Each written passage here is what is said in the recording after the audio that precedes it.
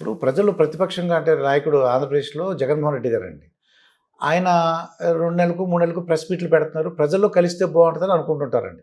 మీరు చెప్పినట్టు ఎన్టీ రామారావు గారి ప్రజలతో పాలన అయితే, ఈ 5 సంవత్సరాలు ఆయన ఎక్కువ కలుసుకోలేదు అని ఒక అపవాదం ఉందండి ఆయన మీద.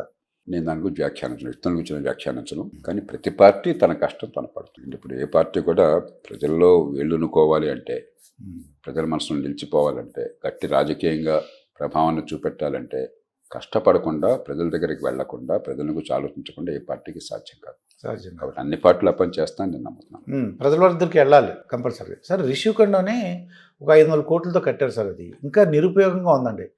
ప్రజలందరూ కూడా అది ఏమన్నా చేస్తే బాగుంటుంది అనిపిస్తుంది. మీ సలహా ప్రకారం ఏంటి సార్, ఏం చేస్తే బాగుంటుంది? నేను పత్రికలు చూసాగా నాకు వివరాలు తెలియవు, కానీ ఖచ్చితంగా ప్రజల డబ్బుతో ఖర్చు అయింది ప్రజలకు వినియోగపడేట్టుగా చేయాలి, శాశ్వతంగా. అంటే పరిష్కార మార్గం ఏంటంటే ఎప్పుడు సార్ పరిష్కార మార్గం చూపుతాను అన్నారు కదా, అంటే ఏం చేస్తే బాగుంటుంది? సమస్య లోతుకెళ్ళి చూడాలి. ఇప్పుడు అక్కడ అయ్యాయి, నేను పేపర్లో చూసాను తప్ప అసలు ఏ మేరకు నిర్మాణం జరిగింది కూడా నాకు తెలియదు.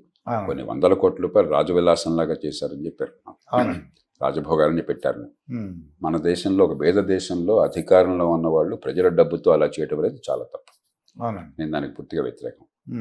ఇప్పుడు ఎన్టీ రామారావు గారు ముఖ్యమంత్రిగా వస్తే, ముఖ్యమంత్రి కార్యాలయాన్ని ఏర్పాటు చేస్తున్నప్పుడు ₹1 కూడా ఖర్చు పెట్టలేదు. చివరికి ఒక సోఫా మార్చాల, ఒక కుర్చీ మార్చాల. నా బలవంతం మీద కింద కొబ్బరి తాడుతో ఒక ఇది ఉండేది, కాయిర్ మ్యాట్. దానిలో దుమ్ము ధూళి చేరిపోయి మాకు ముఖ్యమంత్రి గారికి నాకు మా ఇద్దరికి అదే పని ఎలర్జీ వచ్చేస్తాను. నేను బలవంతం చేసి అది తీసేసి ఒక వినాయల్ ఫ్లోరింగ్ 10,000 15,000 అయింది ఆ రోజుల్లో. అదొక్కటే నేను ఖర్చు పెట్టింది. ₹1 అదనంగా ఖర్చు లేదు. ముఖ్యమంత్రి గారి కారు మార్చాల్సి వచ్చింది, ఎందుకంటే ఆ కారు పికప్ లేదు, నక్సలైట్ల థ్రెట్ ఉందని ఇంటెలిజెన్స్ వాళ్ళు కూడా పెట్టారు. కారు మారుద్దాం అంటే ముఖ్యమంత్రి గారు డబ్బులు వేస్ట్ అండి, రిపేర్ చేద్దామన్నారు. రిపేర్లు ప్రజాధనాన్ని అత్యంత పవిత్రంగా భావించాలి. మీ సొంత డబ్బులతో మీరేం చేసుకుంటారో, పన్నులు కట్టిన తర్వాత అది మీ ఇష్టం. ప్రజలు పన్నుల రూపంలో చెమటోడ్చి కష్టించి ఇచ్చిన డబ్బు, సామాన్యులు పేదలు, ఆ డబ్బుతో విలాసాల ఖర్చు పెట్టడం అన్నది ఏ రకంగానూ క్షంతవ్యం కాదు. అది ఎవరు చేసినా సరే, అధికారులు చేసినా సరే, న్యాయమూర్తులు చేసినా సరే, రాజకీయంలో ఉన్న వాళ్ళు చేసినా సరే, అది క్షంతవ్యం కాదు. అంటే ఇప్పుడు కరెక్ట్ అండి. అంటే ఆ బిల్డింగ్ ఏం చేస్తే బాగుంటుంది అన్న ఐడియా ఒక ఏమైనా ఇవ్వగలరా? నేను అంటే విషయం తెలియకుండా, అంటే అక్కడ నేను ఆ బిల్డింగ్ చూడలేదు, నాకు తెలియనప్పుడు దాన్ని ఖచ్చితంగా ఏదో ప్రజలకు పనికొచ్చే కార్యక్రమానికి శాశ్వతంగా ఉపయోగించాను. ఒకే దేశం ఒకే ఎలక్షన్ అంటున్నారండి, అది ఎలా ఉంటుంది అంటారు మీ ఐడియా ప్రకారం? నా దృష్టిలో జరిగే పని కాదు. జరిగే పని కాదు. అంటే రాజ్యాంగబద్ధంగా మనకి రాష్ట్రంలో ప్రభుత్వం వేరు, జాతీయ స్థాయిలో ప్రభుత్వం వేరు. మీరు అన్నీ ఒకసారి ఎన్నికలు జరపాలంటే రాజ్యాంగంలో చాలా మార్పులు కావాలి, దానికి పార్టీల మధ్య ఏకాభిప్రాయం రాదు. ఇంత వచ్చినా కూడా రేపొద్దున ఏ రాష్ట్రంలో ఎప్పుడైనా సరే ఎన్నికలు మళ్ళీ ముందస్తుగా రావచ్చు. మన ఎన్నికల వ్యవస్థ అట్లాంటిది. దానికి మీరు చేసిన ప్రతిపాదన అలా వచ్చినట్టయితే 2 చోట్ల మళ్ళీ ఒకేసారి పెట్టాలని, అంటే ఎన్నికలు పెరుగుతున్నాయి కానీ తగ్గట్లేదు.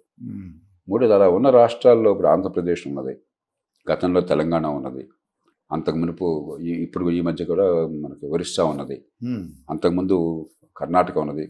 లోక్సభ, రాష్ట్ర శాసనసభ ఒకేసారి జరిగేవి. అక్కడేం పెద్ద అద్భుతంగా ఉద్ధరించలేదే. అంటే ఏంటి, కొండందా వెలుగును పట్టడం అంతే. అలాంటప్పుడు మీరు అంతగా రాజ్యాంగ సవరణ చేయాలి, ఎన్నికల వ్యవస్థ మార్చాలంటే ఎన్నికల వ్యవస్థనే మార్చండి. ఈ డబ్బులు ప్రభావం లేకుండా చేయండి. ఓట్లు కొనుక్కోలేదు ఏంటి?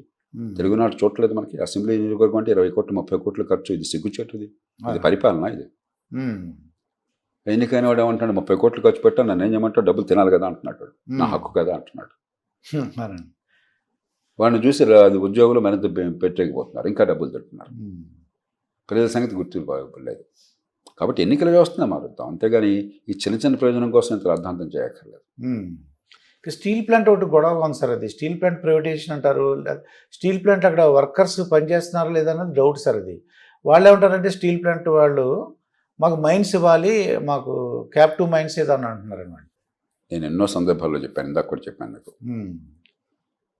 పిల్లి నల్లదు తెల్లది నాకు అనవసరం. ఓకే.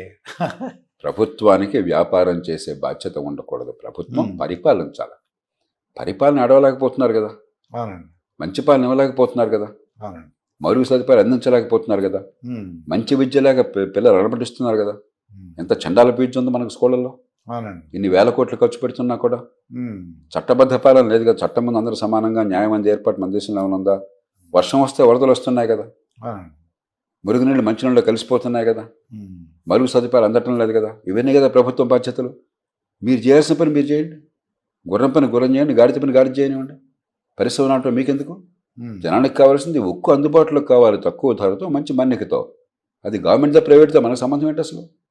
ఈ చర్చ నిరర్థకమైనది, ఏ రకంగా ముందు చూపలేనటువంటి చర్చ ఇది.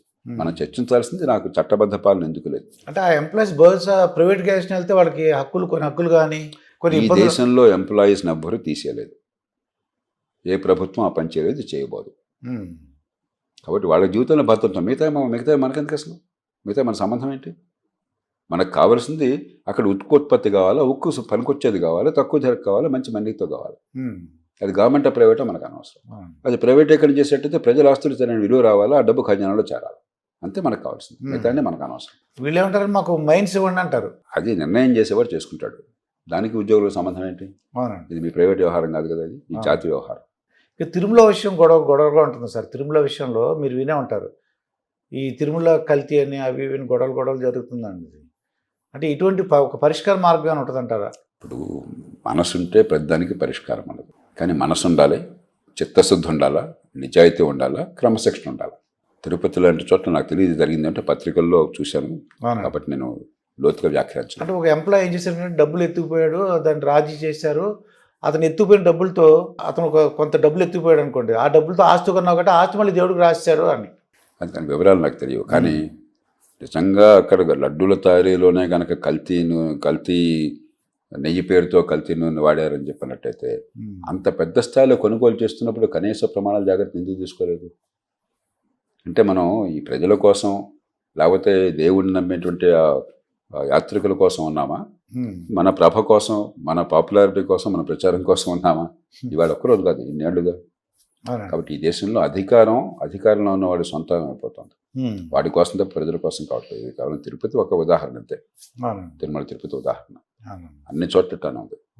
అసలు ఆ మాటకు వస్తే ఇలాంటి సంస్థల్లో ప్రభుత్వ జోక్యం తగ్గించాలి, ఎలాగైనా అందరూ కూర్చొని ఆలోచించాలి. మీకు సంబంధం ఏంటో, నాకు సంబంధం ఏంటో, దేవాలయం నిర్వహణ వాళ్ళు చూసుకుంటారు. ఆధ్యాత్మికంగా దానికి ఏదో ఏ రకమైన ఏర్పాట్లు చేద్దాం ఆలోచిద్దాం, తేలికైన విషయం కాదు. అంతేగాని ప్రధానంలో ప్రభుత్వం చేతులు పెట్టడం ఏంటి, మరి ప్రభుత్వం ఎక్కడ డబ్బులు ఉన్నా కూడా డబ్బులు కంకేరం చేయటం ఏంటి, అధికార దుర్వినియోగం చేయటం ఏంటి, ఇది సరైన పద్ధతి కాదు. పాలన మీద సరైన దృష్టి ఉండాలి. ఏది మన ప్రాధాన్యాలు, మనం చేయాల్సిన బాధ్యతలు ఏంటి ప్రభుత్వంగా, వాటిని ఏ మేరకు నిర్వహిస్తున్నాం, నిర్వహించకపోతే ఎందుకు నిర్వహించట్లేదు, ఏం చేద్దాం, దృష్టి వాటి మీద పెట్టాలి.